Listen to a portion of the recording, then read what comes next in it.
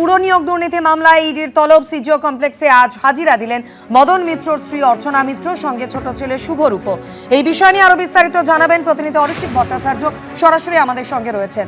অরিত্রিক, বেশ কিছুক্ষণ হয়ে গেল মদন মিত্রের স্ত্রী অর্চনা মিত্র, তার ছোট ছেলে শুভরূপ মিত্র, তারা সিজিও কমপ্লেক্সে পৌঁছেছেন। জিজ্ঞাসাবাদ প্রক্রিয়া সম্পর্কে এখনো পর্যন্ত কি জানতে পারছো?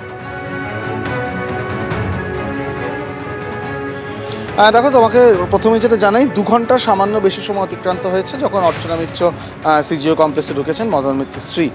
আজকে তার ছোট ছেলে শুভরূপ মিত্র তার সঙ্গে এসেছেন, কিন্তু আজকে তার জিজ্ঞাসাবাদের দিন নয়, তিনি মায়ের সঙ্গে এসেছেন। শুভরূপ মিত্রকে গত পরশু জিজ্ঞাসাবাদ করা হয়েছিল।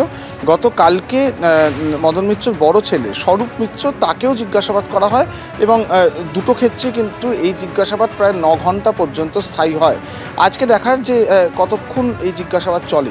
মূল যে বিষয়গুলো জানা যাচ্ছে যে পুরনিয়োগ দুর্নীতি মামলায় যে মানি ট্রেল, সেটাই কিন্তু এই মুহূর্তে ইডি আধিকারিকদের, ইডি তদন্তকারীদের মূল আলোচনার বিষয়।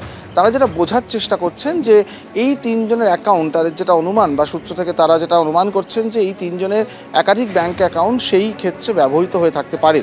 তাই খুব স্বাভাবিকভাবেই এই 3 জনকে যেদিনই ডাকা হয়েছে, তাদের প্রত্যেককে তাদের আর্থিক যে বিভিন্ন নথি সেগুলো সঙ্গে আনতে বলা হয়েছে এবং তার মধ্যে যেমন তাদের যা যাবতীয় ব্যাংক অ্যাকাউন্ট রয়েছে তার ডিটেল, তার ট্রানজ্যাকশন হিস্ট্রি, সেগুলো যেমন বলা হয়েছে, পাশাপাশি তাদের আইটিআর, এবং সেটাও প্রায় 12 বছরের যে ক্রমাগত যে আইটিআরের পদ্ধতি চলে সেটাও কিন্তু তাদের থেকে চাওয়া হয়েছে।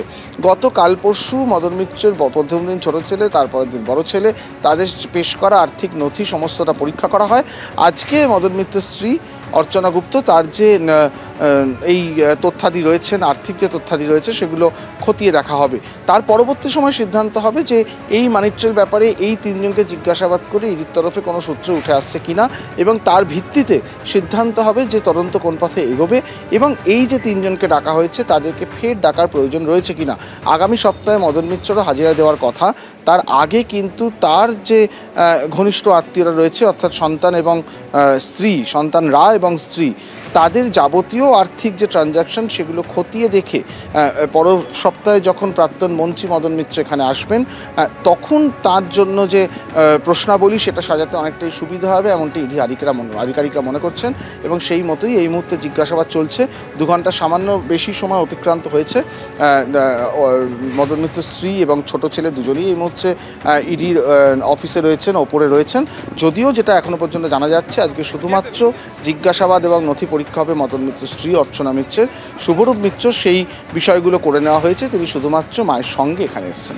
অবশ্যই জিজ্ঞাসাবাদ প্রক্রিয়া কতক্ষণ চলে সেদিকে নজর থাকবে। অরিত্রিক, ধন্যবাদ।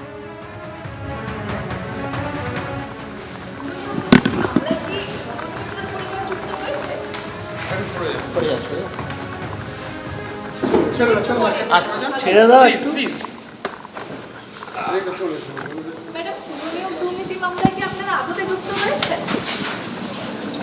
মেরেছিস লিফটটা? সিটটা মেরেছো? না না না নেই।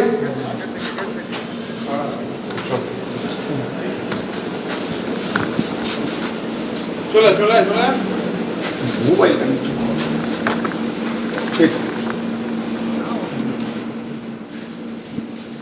এবিপি আনন্দ, এগিয়ে থাকে, এগিয়ে রাখে।